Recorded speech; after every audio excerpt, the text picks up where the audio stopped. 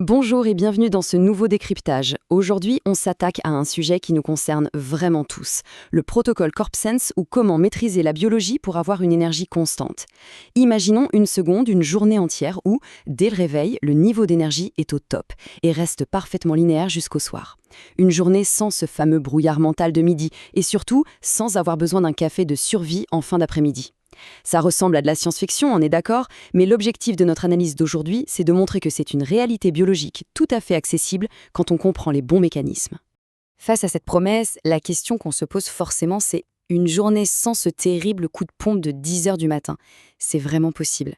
Pendant super longtemps, on a cru que l'énergie débordante, c'était juste la loterie génétique, qu'il y avait des gens nés avec une batterie inépuisable et d'autres qui devaient faire avec.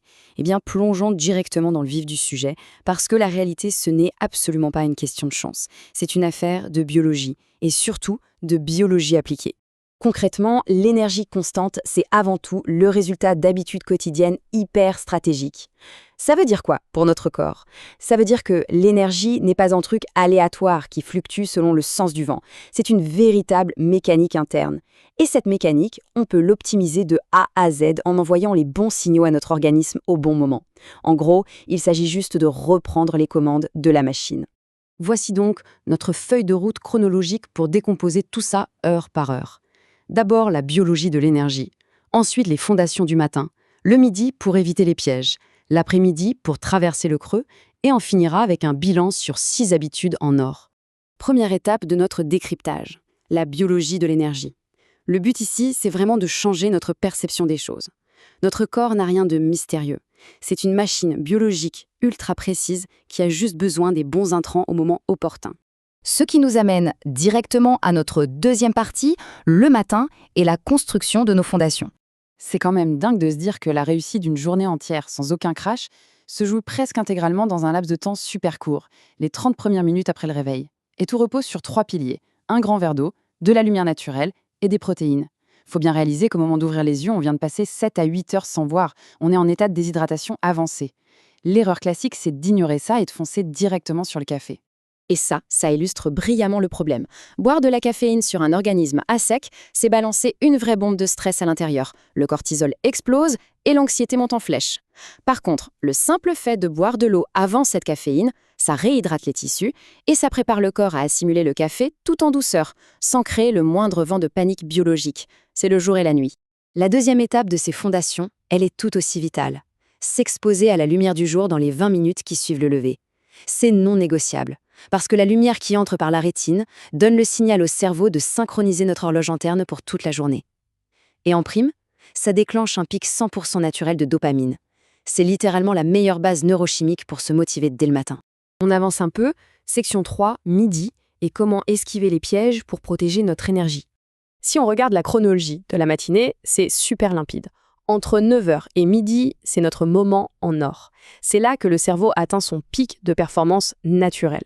Donc 9 heures, c'est le moment idéal pour le travail profond. Par contre, vers 10h30, c'est la zone rouge. Il faut absolument zapper les petites collations sucrées qui font décoller la glycémie et sabotent tout le reste de la journée. Ce qui nous amène direct à 12h30, le déjeuner stratégique. Ce qui est vraiment super intéressant ici, c'est qu'on peut littéralement pirater notre digestion juste en changeant l'ordre de ce qu'on mange. Oublions le déjeuner classique où l'on mélange un peu tout. L'astuce scientifique, c'est de manger les protéines et les légumes en premier et de garder les glucides pour la toute fin. Mais alors, quel est l'impact réel de cet ordre précis? L'impact est juste colossal. Les études montrent que juste inverser cet ordre, ça réduit le pic glycémique d'après-repas de 30 à 40%. C'est fou! Pas de régime draconien, pas de restriction de calories, on lisse juste la courbe d'énergie de façon spectaculaire avec une simple habitude. Et du coup, ça permet de briser un mythe absolu. Le fameux coup de barre d'après-repas, ce n'est pas une fatalité biologique, ce n'est pas un truc obligé contre lequel on ne peut rien faire. C'est la conséquence directe de repas trop lourds, blindés de glucides rapides, mangés dans le désordre. En maîtrisant la structure de son déjeuner, on élimine ce crash, tout simplement.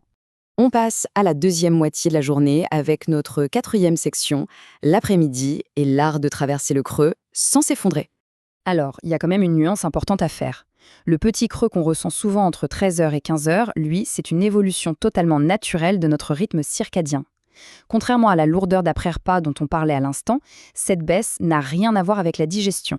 C'est un signal programmé par notre génétique et ça demande une petite intervention intelligente plutôt que de lutter pour garder les yeux ouverts. La science nous donne 2 solutions bien plus efficaces qu'un 3e espresso pour gérer ça. La première, c'est la micro-sieste, entre 10 et 20 minutes, chrono en main. Ce minutage est crucial pour se recharger sans basculer dans le sommeil profond. Mais si on ne peut pas faire la sieste, la deuxième option, c'est une marche de 5 minutes à l'extérieur. Le combo du mouvement et de la lumière relance la machine biologique de façon bien plus durable qu'une dose de café. Le point crucial ensuite, c'est de bien anticiper la fin de journée.